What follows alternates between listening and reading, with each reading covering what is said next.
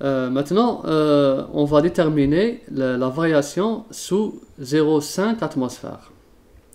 Maintenant, à 0,5 atmosphère, on va voir comment la température va être variée. Bien sûr, on nous a donné la chaleur latente de fusion est égale à 80 calories grammes moins 1. On nous a donné aussi les masses volumiques de l'eau liquide.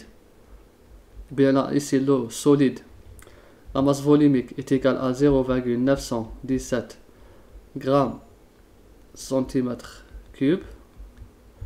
Et le ρ du liquide est égal à 0,9998, presque 1 gramme centimètre cube. Donc là, on va cette équation, une fois intégrée, qu'on a intégrée, on va obtenir comme ça, dP est égal à delta H de fusion sur T delta V log népérien de T2 sur T1. Voilà. On va déterminer la température T2. C'est ça qu'on nous demande de déterminer. Et là, bon, là je m'excuse, le T, il n'y a pas de T ici.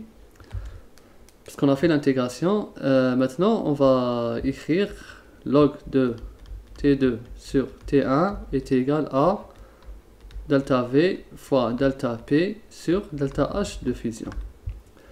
À la fin, on aura T2 est égal à T1 exposant de, c'est l'exponentielle de delta V delta P sur delta H de fusion.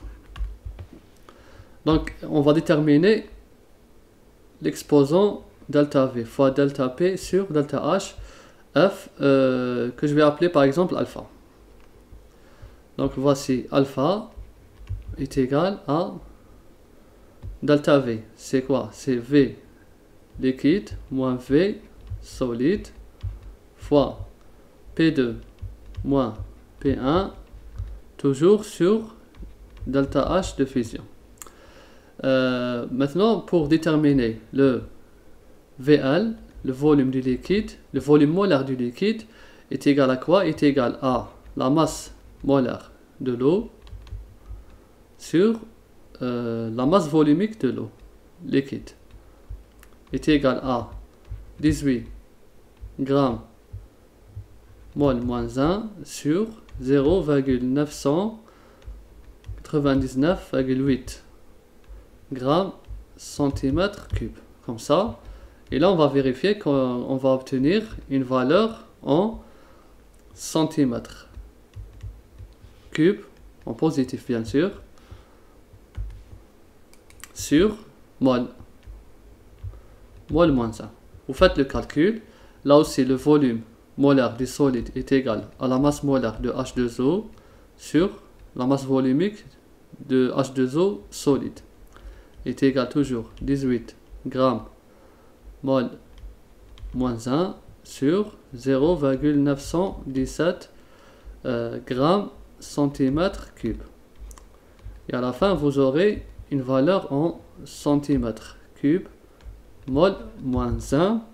Vous faites le calcul, on va trouver 18 et 19.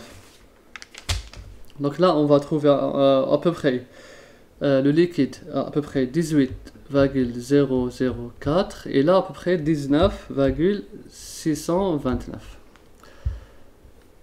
Donc là, en faisant le delta V, c'est-à-dire volume liquide moins volume solide, on aura environ moins 1,626 centimètres cube mol moins 1. Et là, si vous remarquez, c'est négatif. Le delta V, ici, c'est négatif. Et ce n'est pas général, on a ce signe négatif qu'avec la substance aqueuse, l'eau. Sinon, pour la plupart des autres substances liquides, c'est-à-dire les substances qui subissent une fusion du solide vers le liquide, le delta V normalement est positif. Mais pour l'eau, c'est exceptionnel. Là, c'est une exception.